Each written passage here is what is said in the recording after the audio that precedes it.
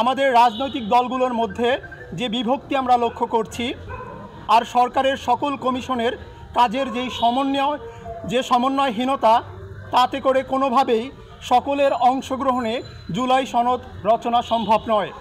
সেক্ষেত্রে আমাদের রাজনৈতিক দলের ঐক্যমতই একমাত্র পথ। সে পথেই রচিত হয়েছে জুলাই সনদ।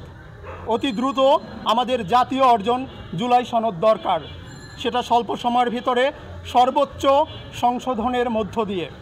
অনেকেই দাবি করছেন তারা সনদে স্বাক্ষর করবেন না। আমরা মনে করি এনসিপি যদি এ ধরনের দাবি করে কিংবা অন্য কেউ যদি এ ধরনের দাবি করে, সেই দাবি আলোচনার উপযোগী নয়। আমরা জুলাই সনদের পূর্ণ বাস্তবায়ন চাই এবং তা হতে হবে গণমুখী এবং জনতার অধিকার ভিত্তিক। আমাদের দাবি এবং প্রস্তাবসমূহ: ১. সনদের চূড়ান্তকরণের আগে গণপরামর্শের ব্যবস্থা গ্রহণ করতে হবে। ২. ভুক্তভোগী পরিবার, তরুণ নেতৃত্ব, নাগরিক সমাজ ও প্রান্তিক জনগণের প্রতিনিধিত্ব নিশ্চিত করতে হবে। ৩.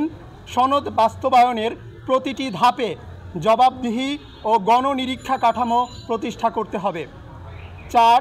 সনদে স্পষ্টভাবে উল্লেখ করতে হবে সংস্কারের রূপরেখা, ধাপ এবং সময়সীমা। ৫. ২০২৪ সালের আন্দোলনের ঐতিহাসিক গুরুত্ব সংবিধানে অন্তর্ভুক্ত করতে হবে।